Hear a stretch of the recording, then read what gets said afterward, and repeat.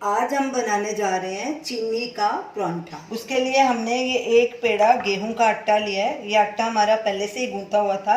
इसके लिए आप फ्रेश आटा भी गूंथ सकते हैं। अब इस पेड़े को थोड़ा सूखा आटा लगाएंगे और इसे गोल बेलेंगे।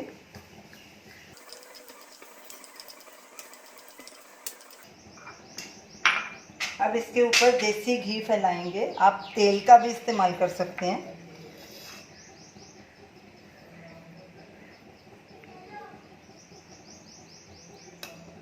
अब इस पे ये पिसी हुई चीनी डालेंगे।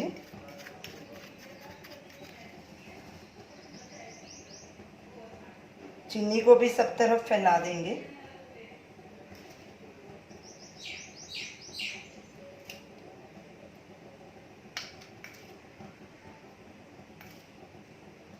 ये तकरीबन मैंने 2 टीस्पून चीनी डाली है।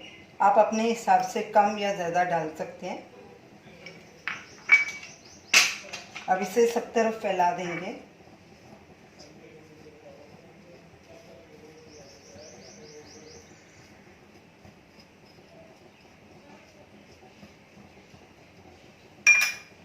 ऐसे एक तरफ ऐसे फोल्ड करेंगे और दूसरी तरफ ऐसे।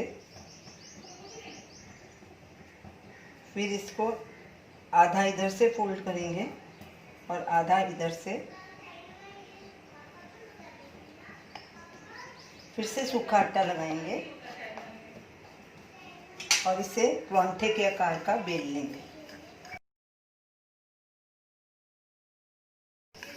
मोटा या पतला आप अपने हिसाब से बेल सकते हैं। किनारे पतले करेंगे इसके। तवा हमने पहले गरम होने के लिए रख दिया था। अब चेक करेंगे कि तवा हमारा गरम हुआ है कि नहीं। तवा गरम हो चुका है। जो हमने थोड़ा आटा लगा के चेक किया था, आटा देखिए ब्राउन हो चुका है। अब इसके ऊपर थोड़ा सा देसी घी डालेंगे। आप ऑयल का भी इस्तेमाल कर सकते हैं। घी को सब तरफ फैला देंगे। गैस को मीडियम लो के बीच में करेंगे क्योंकि ये मीठा परांठा है, जल सकता है। सब तरफ फैला देंगे। अब इसके ऊपर परांठा डालेंगे और एक साइड इसकी 15 सेकंड के लिए पकने देंगे। अब परांठे को पलटी कर लेंगे और दूसरी साइड को भी 15 से 20 सेकंड तक पका लेंगे। अब दूसरी साइड भी पलटी कर लेंगे। इसके ऊपर घी डालेंगे। घी को सब तरफ फैला देंगे।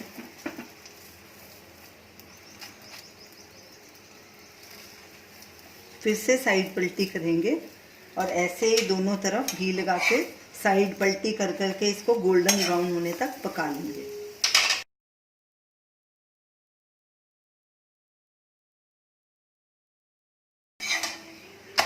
परांठा दोनों तरफ से गोल्डन ब्राउन हो चुका है। अब गैस करेंगे बंद और इसे प्लेट में ढाल के सर्व करेंगे। तो ये रही हमारी आज की रेसिपी, चीनी का परांठा।